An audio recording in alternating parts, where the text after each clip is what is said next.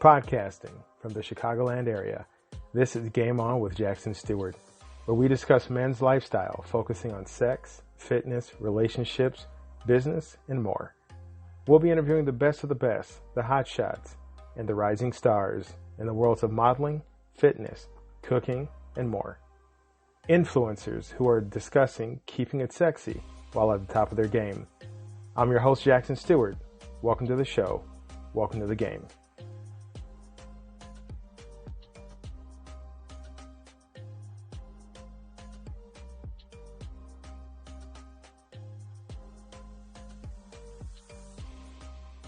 While the game can grant us the joys of winning, it can also deal us the pain of soul-shattering loss.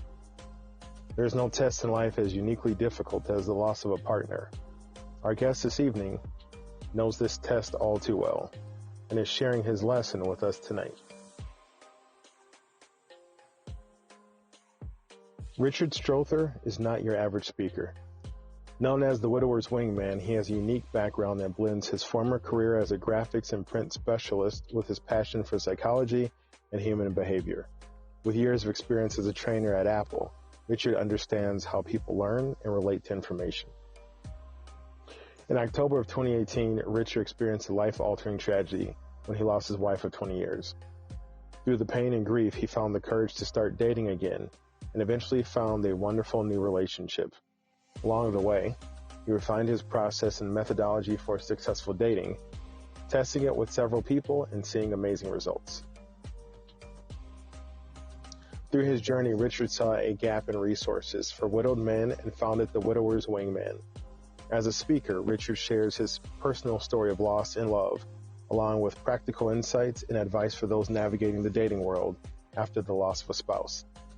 His approach is grounded in research and tested through personal experience, making him a compelling and relatable speaker for just about any audience. Richard is also our guest this evening.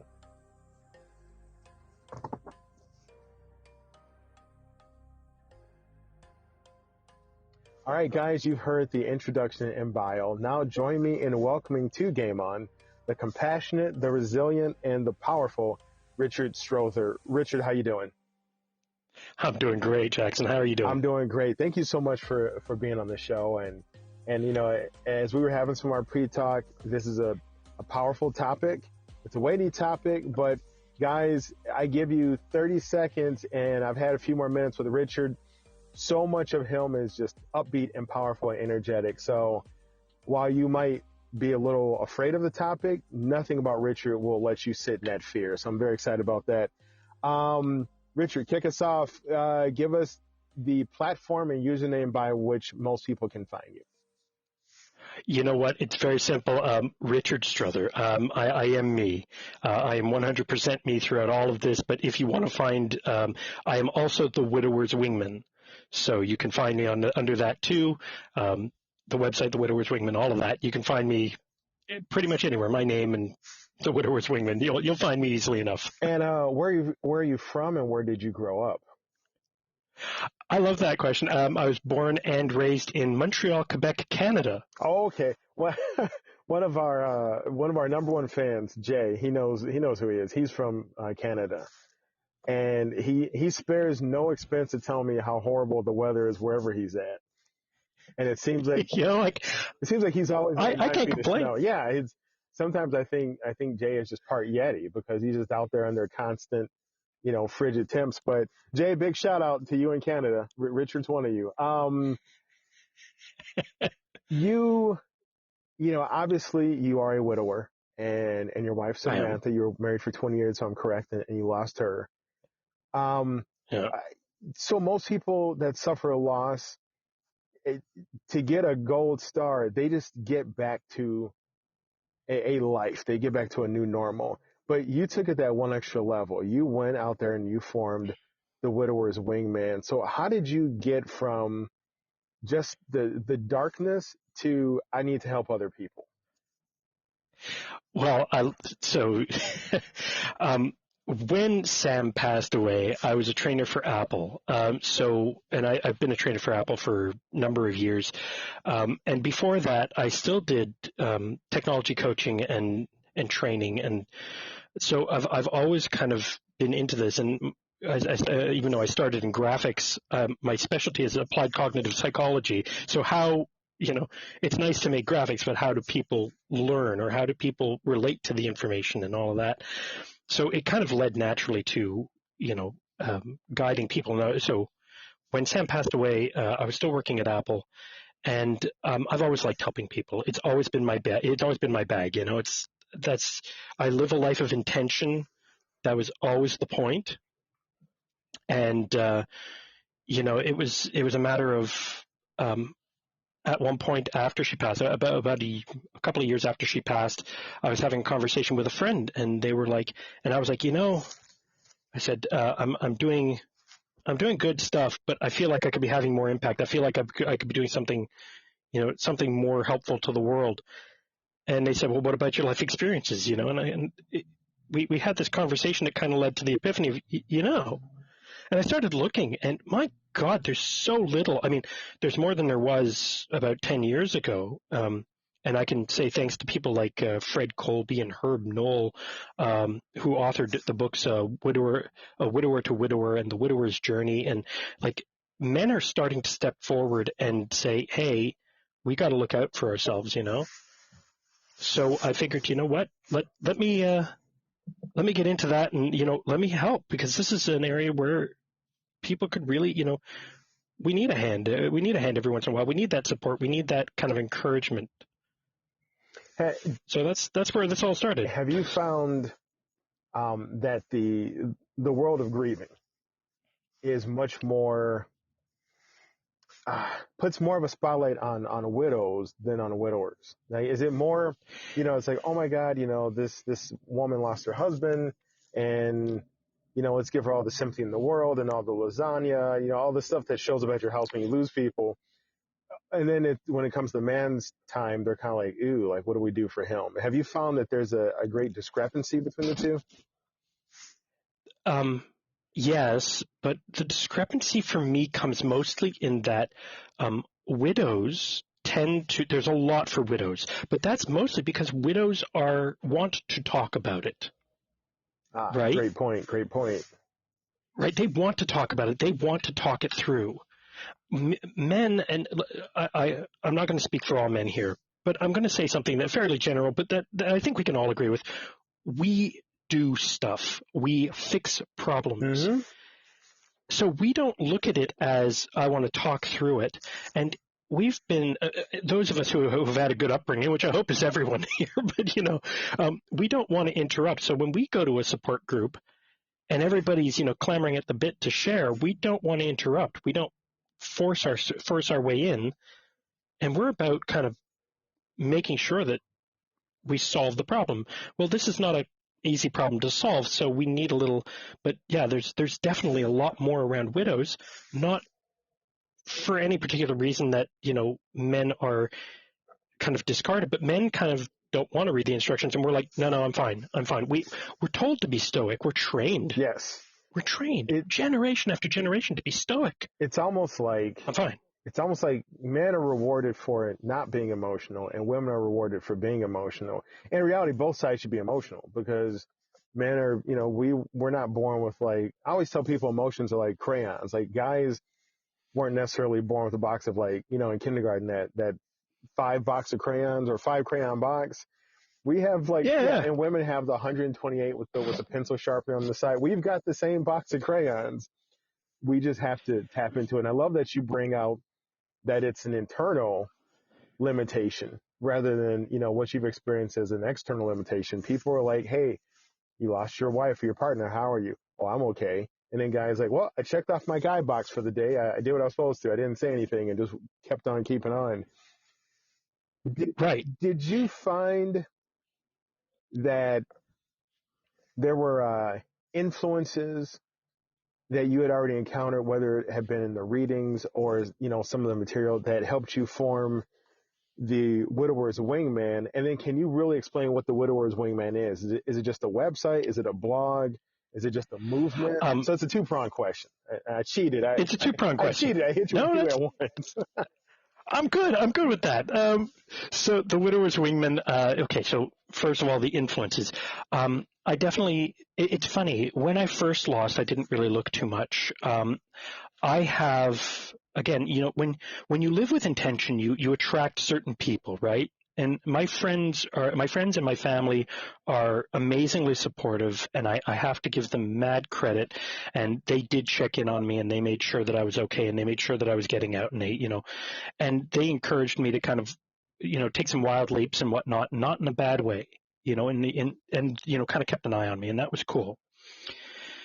And above and beyond that, when I started kind of with the idea of the Widower's Wingman, I kind of wanted to see what was out there. So I started all that much. And yeah, did it influence a bit? Sure, it influenced a bit. What influenced more, to be very honest, is a lot of the psychology materials, like everything from neurolinguistic programming and hypnosis, which, by the way, I'm well versed in both. But the idea that kind of the positive psychology movement and the idea of, we may be given, we have the box of 120 crayons, but anytime we use anything outside of gray, black, and red, people are like, that's a little out there. It's like, no. we have them for a reason. Yeah, for sure. We're not encouraged. So that's kind of where it came from. And the Widower's Wingman actually is one-on-one coaching. Okay. I do one-on-one coaching. Yes, there's a website. I do free roundtables every month because, let's be honest, there are topics where men, if you want to talk about it, let's talk. If you want to talk in just men, in a group, or if you want to talk to me personally, book a free call on the site. I'm happy to talk to people. I want to meet people. I want to find out your story. But what the Widower's Wingman more than anything is once the grief process is over, just like if you have an injury, you have to go and heal, right? Like nobody can do that for you. So when you want to jump back into the dating pool, on the other hand, or dating world, that can be really intimidating. Not only because you've been out of it for so long, but because half of your identity goes when your partner goes. Your identity is tied in. Your roles, everything, like so much of you goes with that change that you have to be allowed to reimagine your life. And some of us need permission. And so I do that. Am I ready? Let's make sure you are. And let's make sure you're going on the right platforms to find what's a good relationship look like to you. What are you really looking for? You might think you know what you're looking for, but what's really important? Let's get down to values. Let's get down to really and what do you offer? What do you bring? I know you bring something. So what are you bringing? Let's bring that out, get you in the right spot so you move forward strong. I'm sorry, go ahead. Well, I was going to say, it's so much of what you're saying is, and I love it because it's something that I try and say a lot on the show, and certain topics lend themselves towards discussing it more than others. But it's like, guys, it's okay to not be okay. And it's definitely okay to go get some help.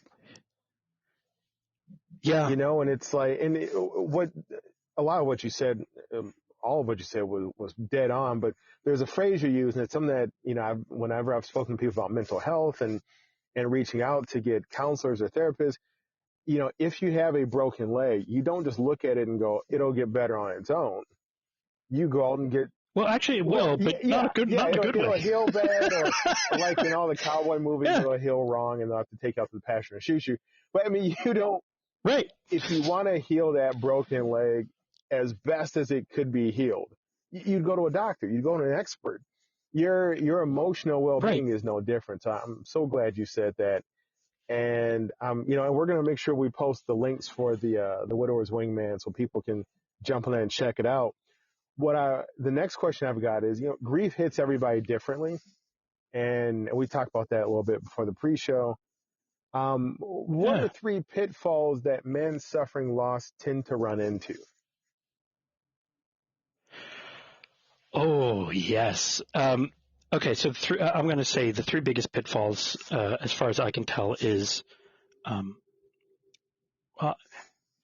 challenges. I'm going to go with a challenge.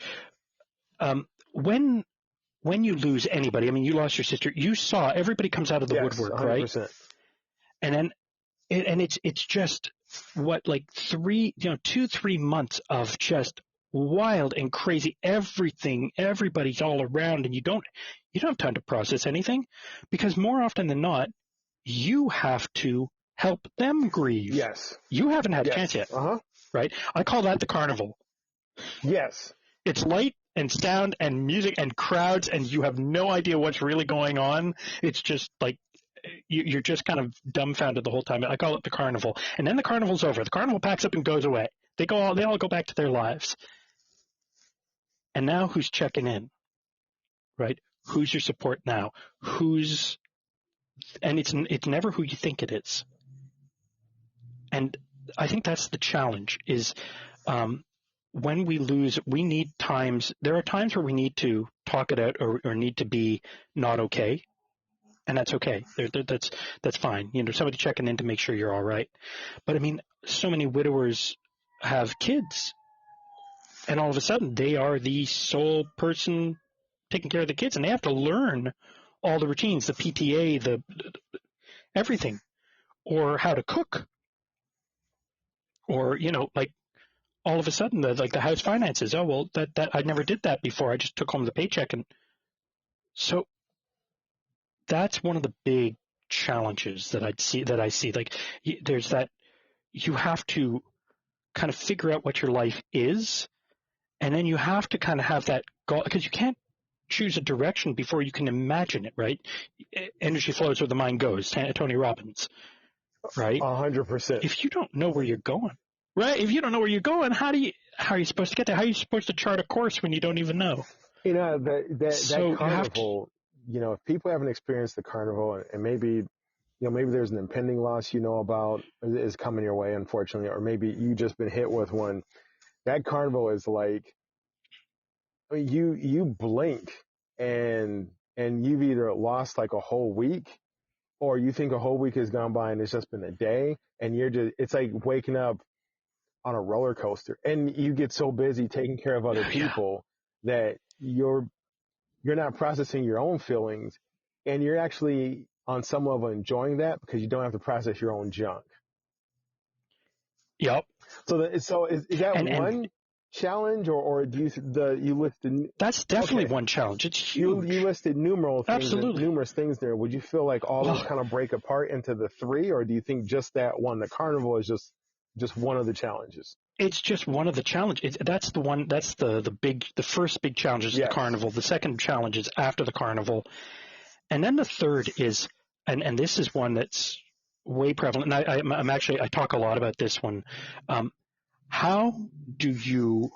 Because a lot of people are afraid to move forward because they don't want to forget, they don't want to lose what they had, because as humans, we're about survival, right? Our brains are wired for survival. We evolved that way.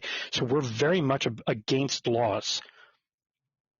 Give me $100 now, I'll give you $500 in 2 weeks. It's a free $400. No, that's the thing. Is we're so conditioned against loss. That it's.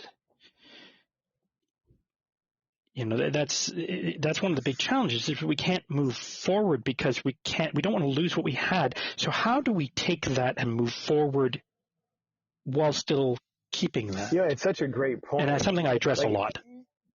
I talk a lot about it. I don't think people realize how much you are hardwired to prevent loss. Oh, and I read a book, and I think it's called I'm going to screw this up. I think it's called The Story Brand. And it's just about putting whatever your product is or anything, how to tell its story and make it a brand. But there's a huge section about if you can alleviate decision making from people, they will gravitate towards your product or working with you, because your brain is designed to burn as few amount of calories as possible.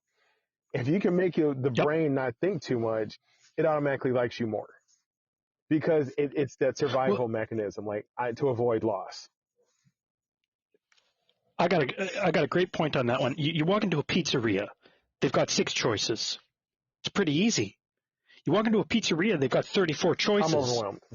How long are you going to stand there? I'm the guy at Starbucks that lets you go ahead of them because there's just too many damn options. I'm trying to sort it all out. Yeah. Right? And we're all like that to a degree. In fact, actually, I mean, this is, if you talk to me for a long time, you find like I talk about autoheuristics, and I mean, look, I'm a neuroscience geek, right? So, but the fact that we live by patterns, we know what we like and we like what we know. Why? Because it saves us calories. Yes. Less brain power. Less brain power. Don't up. make me think too much because that'll hurt me. You gave us 3 challenges. What are the 3 biggest actions that grieving men can do to help themselves? Like we talked about the obstacles or the challenges. What are 3 actions? Right. And you can give the scenario of these are the 3 biggest actions, within the first 24 hours, within that first week, that first month, or if you just say overall arching, these 3 actions will help men in the grieving process. Okay. I've got one overall straight off the bat. No question. For God's sakes, take care of your health. Yes. It's so many. I mean, look, it doesn't even have to be a widower. You lose your job. You feel, you get in a rut. You don't take care of your health. But man, those of us, and now look, Sam had a rare form of cancer for 9 years, right? So there was a lot of treatment. Like we learned our routine. And it's still especially towards the end, it was hard. It was tricky. It was tough. And even when she was in palliative care, it's like, look, I would leave work. I didn't go home. I almost never went home. I went home to like feed the cat.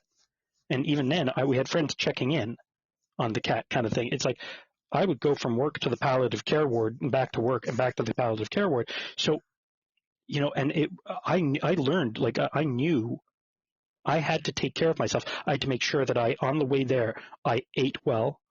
I had to make sure that, and I'm a walker. I'm in Montreal. Montreal's a walking city. It's like New York light. So, I'll walk everywhere. But you kind of go, okay, if I can walk it, I'm going to walk it because that's good for me. And the fact that I was standing 8 hours a day didn't hurt, running around, giving courses and whatnot. But that feed your body, make sure that you're eating well, make sure that your health is in order, because man, it's so easy to get to lose that, and it's so hard to get it back. Yeah, for sure. Right? Gain 10 pounds, how long did it take you to lose it? Yeah. A month? Right? So those kinds of returns are not good. and that's your foundation for everything, And if you have family, like let's say if you still have kids, or like you can't help other people if you're not in the best condition you can be in. See, you made my point for me. I love that. See, and there you go, people. That is why Game On Jackson Stuart's the podcast. It is because I read minds while I'm out here. I love it. Okay, second big one. Clarity. I mention this because it's part of what I do, but it's a huge part. Mahatma Gandhi, speed doesn't matter when the direction is wrong. Oh, when you're going the wrong direction. God, that is a good quote. Oh, and I love that quote. I mean, it's a great quote, but it's true. If you don't know what you're looking for, like, hey, Jackson, let's go for a drive. Great. Where do you want to go? I don't know. We'll just drive. Not much point to that. Speed doesn't matter when the direction is wrong. Wow. Yeah. I love that. Right? Yeah. So it's a matter of and the problem is that what you don't want, and it's true that a lot of widowed men are going to go out and they're going to want to find somebody, not necessarily right away, but they're going to start looking, because the biggest mistakes you can make there are trying to find somebody who's like your wife, because you won't. Trying to find that same relationship, which you won't, because every relationship is different. But the biggest thing is, where is the source of that coming from? Are you looking to fill a void, or are you trying to share the abundance of this new life that you've created? Mm-hmm. And that for me is, are you ready? That if you're trying to share that abundance, if you're trying to share a life, If you've got your life in order, you've got your house in order, and you want to share a life, that's where a solid relationship, a solid, stable foundation for a relationship comes from. But if you're looking to fill a void, that leads to codependency. That leads to that's where people get taken in by scams. That's where people get taken in by that's it, because you're trying to fill that void. You're not coming at it as a fully healed. And that's huge. So we've got take care of yourself. We've got have clarity. Oh, yeah. And what will be the third one? Have clarity.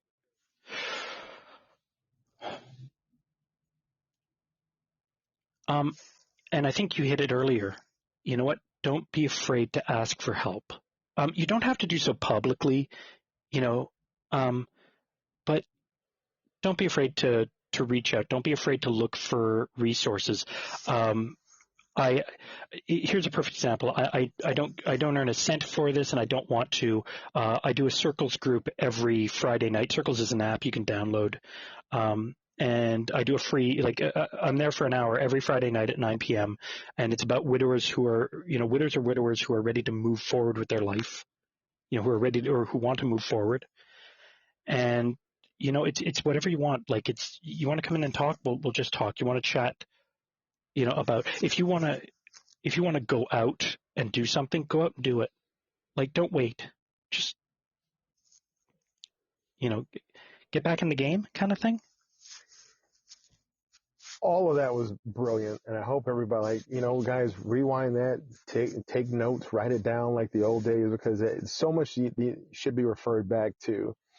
And while you were talking, a situation that came to mind, I remember I had a good friend of mine, his dad had lost his wife. And within a year, the dad was married again. And the kids, they were all older kids, adult kids, but everybody was pissed off. The family, there was a huge schism over how could you move this fast and this, that, and the other. And it just came down to the point that their dad had been with somebody longer than he had been without anybody.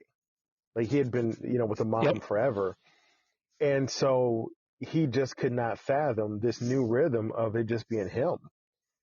And that's normal for us, and, they stayed together until actually the dad passed away. But it was just you could see I'm glad to hear that. Stoic man who was, the guy was one notch above monosyllabic. But he's one of those guys, just rugged. He grunted and made fire and all that stuff.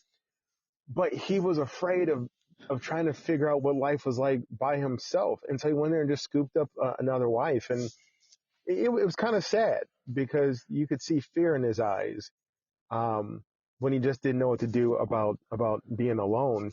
And the last question I have for you while we're on this topic, the other side of losing somebody is knowing you're going to lose somebody.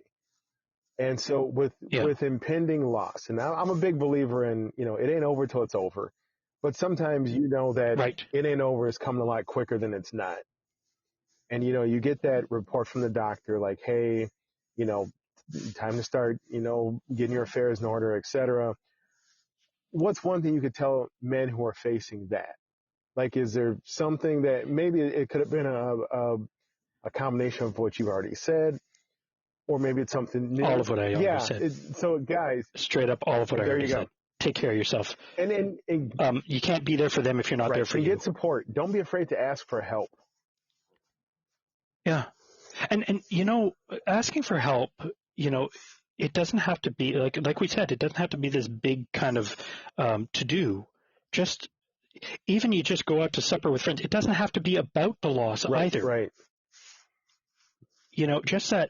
Just that kind of, let's go out to a sports bar, watch the game, and just have a bit of life outside of that loss, right?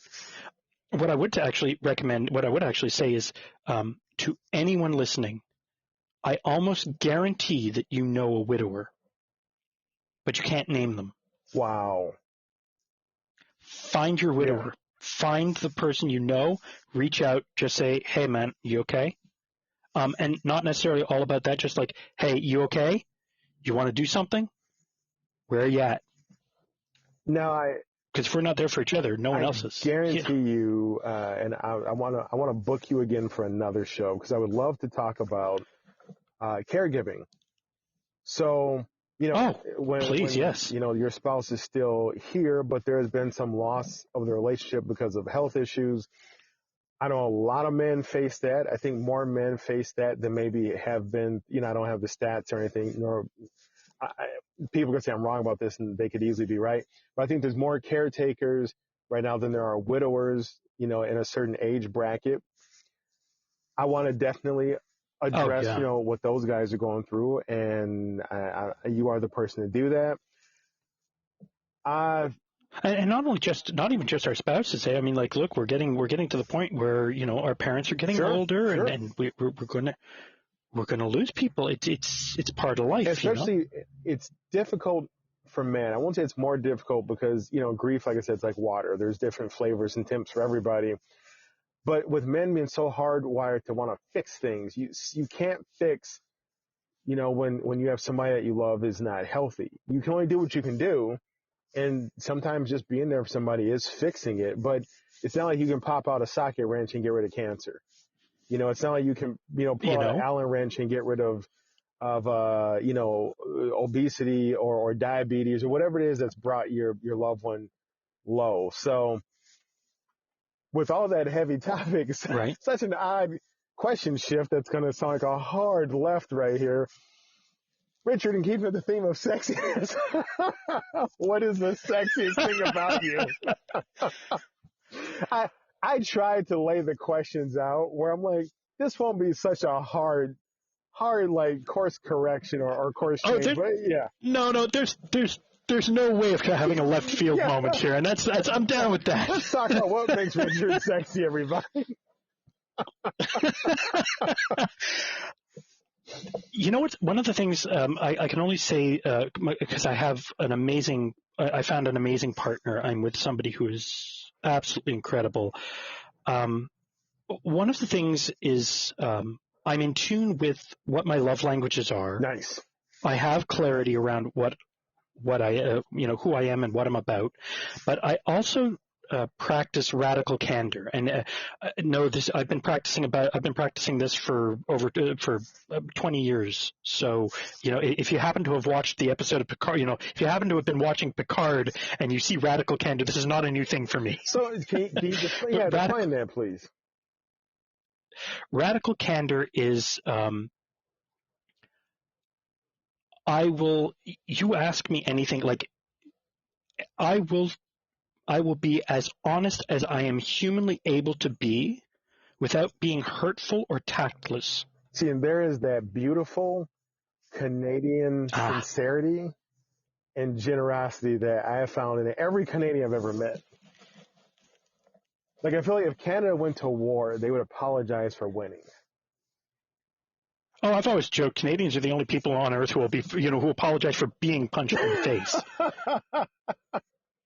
But radical candor, I like that. And I've been reading a book recently, and they brought up the term radical responsibility. And I've heard the term radical acceptance when it comes to psychology and mental health. Radical candor, or candor, what? Radical candor, radical honesty. Yeah, what I like, and what's really important is that, well, it's all important, but that tail end of it, I'm going to be honest with you to a level you're not used to, but I'm not going to hurt you in the process. Exactly. Well, I mean, look, we still have a social contract. I'm not exempt. Yeah, and I'm not exempt from that. I'm not here to put you down. I'm not here to make your day worse. But if you ask me a question about myself, I'm going to be openly honest, and maybe you're comfortable with it, maybe you're not. Next question: what makes a person sexy to you? Is it also the reciprocity of radical candor? What makes a person sexy to me? For me, there has to be there has to be an immense amount of banter. You can see that I tend to be fairly quick. I need somebody who, and my friends do. And if you ever, I'll tell you about that later, but, maybe on another show, but, all my friends, we're all into innuendo, we're all into double entendre, we're all into we all do situational comedy really well, and it's so fast. And it's like, so I appreciate sharp wit, dry humor. Like if anybody who can keep up is like, yes, that's because it's somewhat of a sapiosexual thing. You know? I never forget when I found out what that term meant, and the woman who told it to me was breathtakingly attractive. I just wanted to start carrying around a shitload of books.